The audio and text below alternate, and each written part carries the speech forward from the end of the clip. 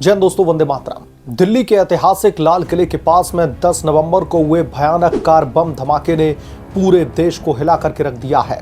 इस आतंकी हमले में 10 से 13 निर्दोष लोगों की जान चली गई, जबकि 32 से ज्यादा लोग दोस्तों गंभीर रूप से घायल हो गए। विस्फोट इतना जबरदस्त था कि आसपास की कई गाड़ियां क्षतिग्रस्त हो गई और मलबा सैकड़ों मीटर दूर तक बिखर गया। राष्ट्रीय जांच एजेंसी यानी कि एनआईए ने दोस्तों अब इस मामले में अपनी पहली बड़ी गिरफ्तारी कर ली है। कश्मीर के पंपोर निवासी अमीर राशिद अली को दिल्ली से दबोच लिया गया है। अमीर के नाम पर ही धमाके में इस्तेमाल की गई हुंडई i20 कार रजिस्टर्ड थी और वो आत्मघाती हमलावर डॉक्टर उमर और उन नबी का करीबी सहयोगी भी था। और बहुत सारे लिब्रांडू ये कहते हैं कि आतंकवाद का कोई धर्म नहीं होता। एनआईए की जांच से साफ हो रहा है कि ये व्हाइट कॉलर टेरर मॉड्यूल का हिस्सा था, जिसमें शिक्षित और प्रोफेशनल लोग शामिल किए गए थे। आइए दोस्तों, अब इस मामले के सभी नए अपडेट्स को जो है आज समझते हैं, खुलासों और साजिशों की परतों को विस्तार से समझते हैं और आप लोग भी अपनी राय कमेंट करके जरूर बताएं। 16 नवंबर को दोस्तों एनआईए ने दिल्ली से अमीर राशिद अली को गिरफ्तार किया। अमीर जम्मू कश्मीर के पंपोर के संबूरा गांव का रहने वाला है और वो प्लम्बर का काम करता था। एनआईए के बयान के मुताबिक अमीर ने उमर के साथ में मिलकर के पूरी साजिश रची थी। वो विशेष रूप से दिल्ली आया था ताकि i20 कार खरीदी जा सके, जो बाद में आईईडी में तब्दील कर दी गई। कार दोस्तों उसके नाम पर रजिस्टर्ड थी, जिससे ट्रेसिंग आसान हुई। अमीर को 11 नवंबर को ही हिरासत में ले लिया गया था, लेकिन गहन पूछताछ के बाद में जो है उससे तमाम जब पूछताछ की गई तब उसका असली लिंक निकल करके आया और अब जो है कल उसकी गिरफ्तारी की जो तमाम औपचारिकताएं हैं उनको कंप्लीट किया गया। एनआईए के डायरेक्टर जनरल ने कहा है कि अमीर ने आत्मघाती हमलावर के साथ में मिलकर के दिल्ली में कार खरीदने में मदद की थी, जो बाद में वाहन जनित आईईडी के रूप में इस्तेमाल की गई। दोस्तों ये गिरफ्तारी एनआईए की पहली बड़ी सफलता है और इससे साजिश की कई परतें खुल रही हैं। अमीर से पूछताछ में खुलासा हुआ है कि उमर और उसके जैसे प्रोफेशनल्स एक व्हाइट कॉलर टेरर मॉड्यूल का हिस्सा थे, जिसमें डॉक्टर और शिक्षक जैसे पढ़े लिखे लोग रिक्रूट किए गए थे। जम्मू कश्मीर पुलिस ने भी दोस्तों ऐसे ही मॉड्यूल का पर्दाफाश किया है, जहां पर सुसाइड बॉम्बर की तलाश पिछले साल से लगातार चल रही थी। जांच के दौरान एनआईए को कई चौंकाने वाले सबूत मिले हैं। जो सीन था जहां पर बॉम्ब ब्लास्ट किया गया, उसके पास से 9mm कैलिबर के 3 जिंदा कारतूस बरामद होते हैं, 2 जिंदा गोलियां और एक खाली जो है खोल वहां पर मिलता है। ये गोला बारूद आम नागरिकों के लिए उपलब्ध नहीं होता है, ये सुरक्षा बलों या फिर अधिकृत व्यक्तियों के पास में ही मिलता है। इससे साजिश की गहराई का दोस्तों अंदाजा लगाया जा सकता है। फॉरेंसिक रिपोर्ट्स में अमोनियम नाइट्रेट और टीएटीपी की मौजूदगी की अब पुष्टि हो चुकी है, जो पाकिस्तान से प्रायोजित जैशे मोहम्मद जैसे संगठनों के आईईडी का हस्ताक्षर है सीधे तौर पर। यानी कि अभी तक जो इन्वेस्टिगेटिव एजेंसीज इस हमले को लेकर के पाकिस्तानी लिंक तलाशने की कोशिश कर रही थी, अब वो भी एस्टैब्लिश हो चुका है। एनआईए ने उमर की एक दूसरी कार भी जब्त की है, जिसकी फॉरेंसिक जांच चल रही है। आशंका है कि इसमें और भी सबूत छिपे हो सकते हैं। आतंकी उमर के फोन रिकॉर्ड से पता चला है कि वो कई फोन इस्तेमाल करता था और उसके संपर्क में कश्मीर से लेकर के हरियाणा तक फैला एक बड़ा नेटवर्क था।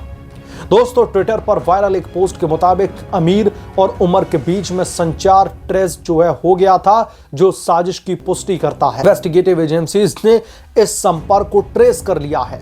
एनआईए ने 73 गवाहों से पूछताछ की है, जिसमें घायल लोग, चश्मदीद और आसपास के दुकानदार शामिल हैं। 17 नवंबर को दोस्तों एनआईए ने दिल्ली, जम्मू कश्मीर, पंजाब, हरियाणा, उत्तर प्रदेश और मध्य प्रदेश में कई जगहों पर एक साथ छापेमारी की, एक साथ रेड जो है डाली थी। इससे और भी संदिग्धों के सुराग मिले हैं। पहले डॉक्टर मुजम्मिल गनाई जो कि फरीदाबाद से, फिर डॉक्टर शाहीन जिसको लखनऊ से उठाया गया। शाहीन को श्रीनगर लेकर के जाकर के उससे इंटेरोगेशन की गई। एनआईए की जांच से साफ हुआ है कि वो अकेला हमला नहीं है, बल्कि एक बहुत बड़े नेटवर्क का हिस्सा था। उमर को दोस्तों जैश ए मोहम्मद मॉड्यूल से लिंक बताया जा रहा है, जो पाकिस्तान से संचालित होता है। जो है पाकिस्तानी हैंडलर के इशारे पर, पाकिस्तानी हैंडलर के जो इंस्ट्रक्शंस पर ही इस धमाके को अंजाम दिया गया। ट्विटर की एक पोस्ट में कहा गया है कि पाकिस्तान एक टेरर फैक्ट्री फिर से एक्सपोज हो चुकी है। कश्मीर खोने के बाद में पाकिस्तान प्रॉक्सी हमलों से हताश है। ये मॉड्यूल दोस्तों एक गुर्द यानी कि AGUH जैसे संगठनों से जुड़ा हुआ हो सकता है, जो पढ़े लिखे युवाओं को रेडिकलाइज करता है। प्रधानमंत्री नरेंद्र मोदी ने इसे राष्ट्र विरोधी ताकतों का कार्याना कृत्य बताया है। गृह मंत्री अमित शाह ने कहा है कि टेररिज्म के प्रति जीरो टॉलरेंस पॉलिसी है। दिल्ली पुलिस ने मेट्रो स्टेशन को फिर से खोल करके जो है सिक्योरिटी को बढ़ा दिया है, लेकिन लगातार इस देश में #दिल्ली ब्लास्ट और #रेड फोर्ट ब्लास्ट ट्रेंड कर रहा है, जहां पर लोग NIA की तारीफ कर रहे हैं। NIA अब फाइनेंशियल ट्रेल्स, कम्युनिकेशन रिकॉर्ड्स और क्रॉस बॉर्डर लिंक्स पर फोकस जमाए हुए है। क्या दोस्तों आमिर जो i20 कार का मालिक है, जिसको अभी दबोच लिया गया, उससे और भी बड़े नाम उजागर होंगे? क्या पाकिस्तान का डायरेक्ट हेड साबित होगा? जांच इस पर लगातार जारी है। लेकिन दोस्तों आमिर की गिरफ्तारी ने साजिश के लॉजिस्टिक्स पार्ट को तोड़ करके रख दिया है। NIA ने कहा है कि हम पूरी कॉन्स्पिरेसी को उजागर करेंगे। 10 नवंबर को दोस्तों शाम को तकरीबन 6:52 पर चांदनी चौक इलाके में लाल किला मेट्रो स्टेशन के नजदीक एक सफेद हुंडई i20 कार में जबरदस्त विस्फोट होता है। वो वाहन जनित इम्प्रोवाइज्ड एक्सप्लोसिव डिवाइसेस यानी कि BVIED था, जिसमें अमोनियम नाइट्रेट और ट्राइएसीटोन और ट्राइपेरॉक्साइड जो है यानी कि TATP जैसे घातक विस्फोटक भरे गए थे। विस्फोट के जो है फौरन बाद सीन पर खौफनाक मंजर देखने को मिला। छत विछत शव पड़े हुए थे, बिखरा मलबा पड़ा हुआ था और घायलों की चीख पुकार दिल्ली में गूंज रही थी। दिल्ली पुलिस के मुताबिक शुरुआती आंकड़ों में 10 मौतें दर्ज की गई थी, लेकिन बाद में कुछ रिपोर्ट्स में यह संख्या बढ़कर के 13 तक पहुंच गई। घायलों में महिलाएं और बच्चे भी शामिल थे, जिन्हें नजदीकी अस्पतालों में भर्ती करवाया गया। NIA ने दोस्तों 11 नवंबर को ही दिल्ली पुलिस से केस अपने हाथ में हैंडओवर कर लिया था और यह case number RC21/2025 NIA DLI forensic जांच से इसकी पुष्टि करके कार के ड्राइवर की पहचान पुलवामा जो कि जम्मू कश्मीर में पड़ता है उसके डॉक्टर उमर उन नबी के रूप में की गई।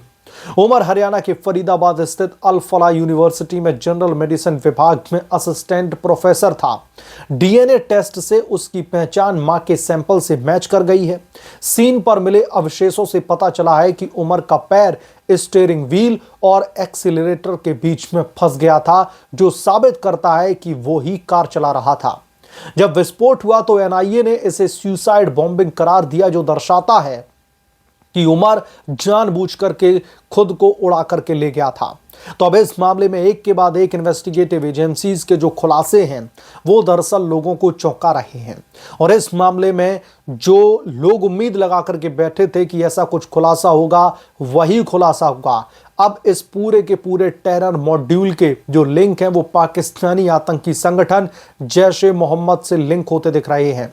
पाकिस्तान में जिस तरीके से अब डर का माहौल है, क्योंकि प्रधानमंत्री नरेंद्र मोदी ने कहा है कि जो भी इसके पीछे हैं उन्हें दरअसल उनकी औकात दिखाने का काम किया जाएगा, उनके खिलाफ में ताबड़तोड़ एक्शन लिया जाएगा। अमित शाह ने भी कहा कि इस बाबत हम जीरो टॉलरेंस पॉलिसी अपनाएंगे।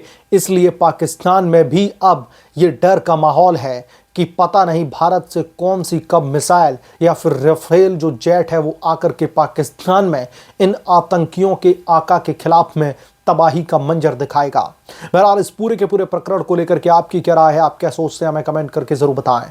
जल्द मिलूंगा किस दूसरे बड़े अपडेट के साथ में, तब तक के लिए धन्यवाद। अगर आप लोग चैनल पर नए हैं तो प्लीज चैनल को सब्सक्राइब करें, साइड बने बेल आइकन को जरूर प्रेस करें, ताकि जब भी मैं कोई बड़ा अपडेट लेकर के आऊं, कोई बड़ी खबर लेकर के आऊं तो उसकी जानकारी सबसे पहले आपको मिले।